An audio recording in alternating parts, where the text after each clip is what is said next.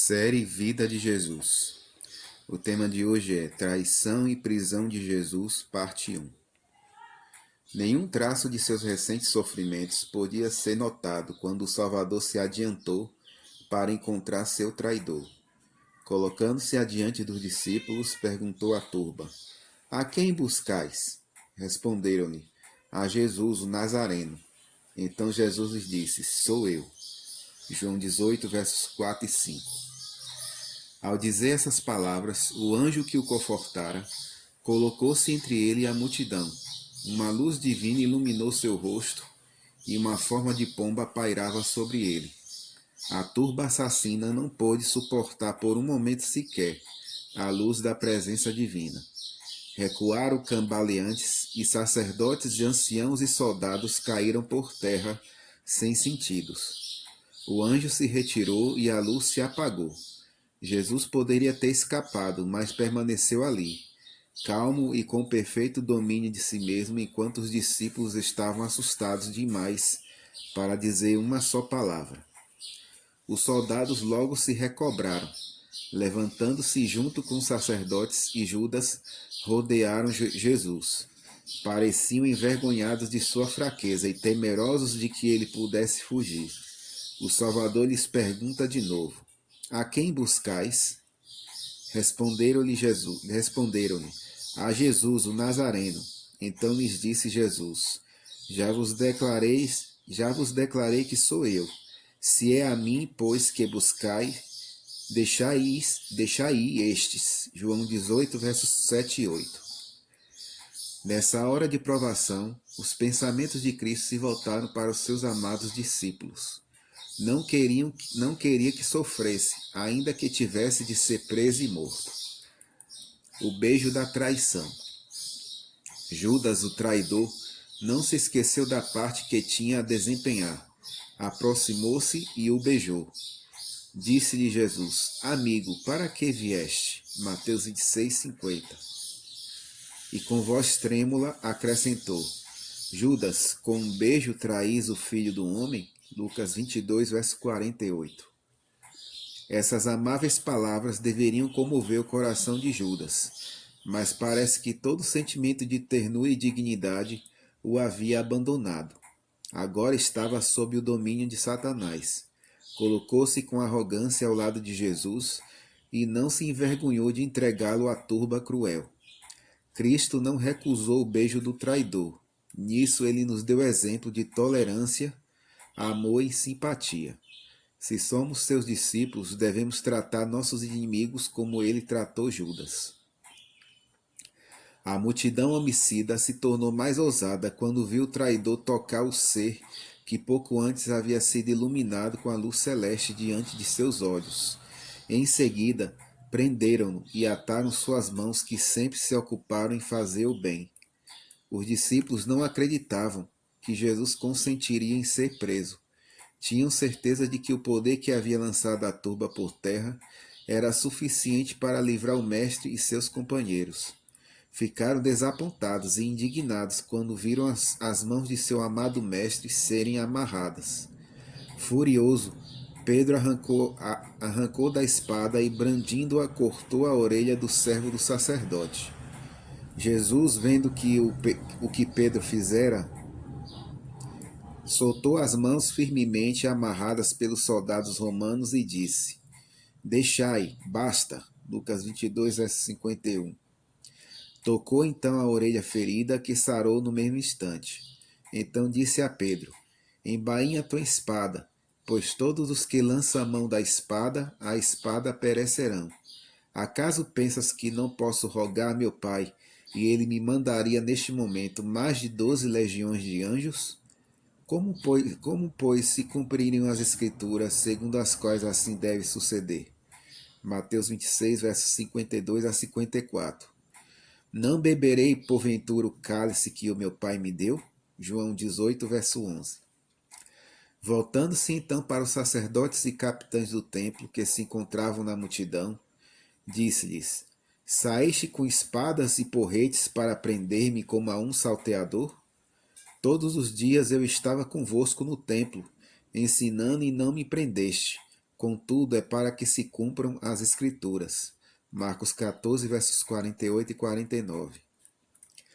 Quando os discípulos viram que o Salvador não fazia nenhum esforço para se livrar de seus inimigos, culparam-no por isso. Não podiam compreender sua rendição àquela turba, e cheios de medo, deixaram o mestre sozinho e fugiram. Cristo havia predito a cena do abandono quando disse: Eis que vem a hora e já é chegada em que sereis dispersos, cada um para a sua casa, e me deixareis só. Contudo, não estou só, porque o Pai está comigo. João 16, verso 32. Perante Anás e Caifás, Jesus foi levado do jardim do Getsêmani, cercado pela turba que o vaiava. Movia-se com dificuldade, pois suas mãos estavam fortemente atadas e os soldados o mantinham bem perto. Primeiro foi levado à casa de Anás, o antigo sumo sacerdote cujo cargo havia sido ocupado por seu genro Caifás. O ímpio Anás queria ser o primeiro a ver Jesus preso e tirar dele provas que o levariam à condenação. Com essa intenção, interrogou o Salvador em relação aos seus discípulos e ensinamentos. Cristo respondeu: Eu tenho falado francamente ao mundo, ensinei continuamente, tanto nas sinagogas como no templo, onde todos os judeus se reúnem, e nada disse em oculto. João 18, verso 20. Então, voltando-se para o que o interrogava, disse: Por que me interrogas? Pergunta aos que ouviram. João 18, verso 21. Os próprios sacerdotes tinham enviado espiões para observar Cristo e relatar cada palavra que dizia. Através deles, sabiam tudo o que Cristo ensinava e fazia em cada reunião. Os espiões tentavam apanhá-lo em suas próprias palavras, para que desse modo pudessem condená-lo. Por isso Salvador disse: Pergunta aos que ouviram. Dirigi-vos aos vossos espiões. Eles ouviram o que eu disse e podem contar-vos a respeito dos meus ensinos. As palavras de Jesus foram tão penetrantes e diretas que o sacerdote sentiu que seu prisioneiro conhecia suas intenções. Um dos servos de Anás, porém, sentindo que seu mestre não havia sido tratado com o devido respeito, bateu no rosto de Jesus, dizendo: É assim que falas ao sumo sacerdote? Replicou-lhe Jesus: Se falei mal, dá testemunho do mal, mas se falei bem, por que me feres? João 18, versos 22 e 23. Jesus poderia ter convocado legiões de anjos celestes para vir em seu auxílio, mas era parte de sua missão suportar em sua humanidade todas as ofensas e insultos que os homens pudessem acumular sobre ele. Julgamento forjado. Da casa de Anás, o Salvador foi levado ao palácio de Caifás. Ele deveria ser interrogado pelo Sinédrio, e enquanto seus membros eram convocados, Anás e Caifás o questionaram outra vez, mas não obtiveram vantagem sobre ele. Quando os membros do Sinédrio estavam reunidos, Caifás tomou seu lugar de presidente, ladeado pelos juízes. Diante deles, os soldados romanos guardavam Salvador. Atrás deles se encontrava a turba acusadora. Caifás então ordenou que Jesus operasse um de seus milagres diante de todos. Mas o Salvador, permanecendo em silêncio, não deu nenhum sinal de que tinha ouvido uma palavra sequer. Tivesse ele respondido com um único olhar penetrante e cheio de autoridade, tal qual lançara aos comerciantes no templo, e toda aquela turba homicida fugiria imediatamente de sua presença. Naquela época, os judeus estavam sob o domínio dos romanos e não eram autorizados a condenar ninguém à morte. O sinédrio apenas examinava o prisioneiro e então transferia o julgamento para ser ratificado pelas autoridades romanas. Para cumprir seu ímpio propósito, deveriam encontrar alguma acusação contra o Salvador que fosse considerada como um ato criminoso pelo governador romano. Podiam segurar que tinham suficientes evidências de que Cristo havia falado contra muitas tradições e ordenanças judaicas. Era fácil provar que ele havia denunciado sacerdotes e escribas, chamando-os de hipócritas e assassinos.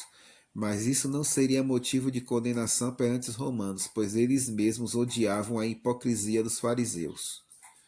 Muitas acusações foram apresentadas contra Jesus, mas ou as testemunhas não estavam de acordo, ou os depoimentos eram de tal natureza que não seriam aceitos pelos romanos. Tentaram fazê-lo falar em respostas às acusações, mas ele parecia não ouvi-los. O silêncio de Cristo naquele momento já havia sido descrito pelo profeta Isaías. Ele foi oprimido e humilhado, mas não abriu a boca. Como o cordeiro foi levado ao matadouro, e como ovelha muda perante os seus tosqueadores, ele não abriu a boca. Isaías 53, versículo 7. Os sacerdotes começaram a temer que não conseguiriam nenhuma prova convincente que pudesse levar Cristo à presença de Pilatos. Sentiam que uma última tentativa precisava ser feita. O sumo sacerdote apontou a mão para o céu e se dirigiu a Jesus em forma de solene juramento. Eu te conjuro pelo Deus vivo, que nos diga se tu és o Cristo, Filho de Deus. Mateus 26, verso 63. O Salvador jamais negou sua missão ou seu relacionamento com o Pai. Podia calar-se diante de um insulto, mas sempre falava aberta e decididamente quando sua obra ou filiação divina eram questionadas. Todo ouvido inclinou-se para ouvir e todo olhar fixou-se nele, quando respondeu: Tu o disseste. Mateus 26, verso 25.